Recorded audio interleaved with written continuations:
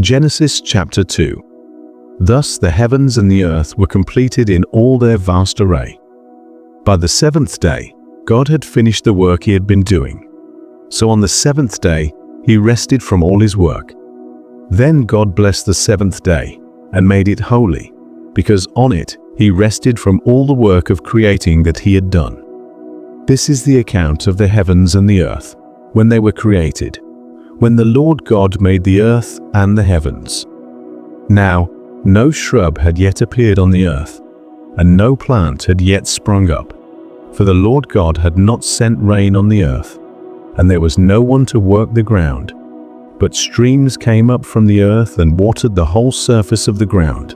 Then the Lord God formed a man from the dust of the ground and breathed into his nostrils the breath of life, and the man became a living being. Now the Lord God had planted a garden in the east, in Eden, and there he put the man he had formed. The Lord God made all kinds of trees grow out of the ground, trees that were pleasing to the eye and good for food. In the middle of the garden were the tree of life and the tree of the knowledge of good and evil. A river watering the garden flowed from Eden. From there, it was separated into 4 headwaters. The name of the first is the Pishon. It winds through the entire land of Havilah, where there is gold. The gold of that land is good. Aromatic resin and onyx are also there. The name of the second river is the Gihon. It winds through the entire land of Cush. The name of the third river is the Tigris. It runs along the east side of Ashur. And the fourth river is the Euphrates. The Lord God took the man and put him in the Garden of Eden to work it and take care of it. And the Lord God commanded the man, "You are free to eat from any tree in the garden, but you must not eat from the tree of the knowledge of good and evil, for when you eat from it, you will certainly die." The Lord God said, "It is not good for the man to be alone. I will make a helper suitable for him."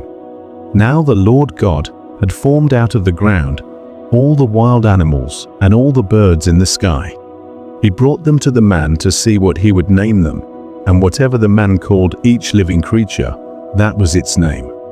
So the man gave names to all the livestock, the birds in the sky, and all the wild animals. But for Adam no suitable helper was found. So the Lord God caused the man to fall into a deep sleep. And while he was sleeping, he took one of the man's ribs, and then closed up the place with flesh.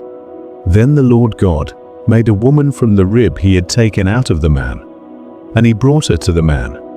The man said, "This is now bone of my bones, and flesh of my flesh. She shall be called woman, for she was taken out of man. That is why a man leaves his father and mother and is united to his wife, and they become one flesh." Adam and his wife were both naked, and they felt no shame.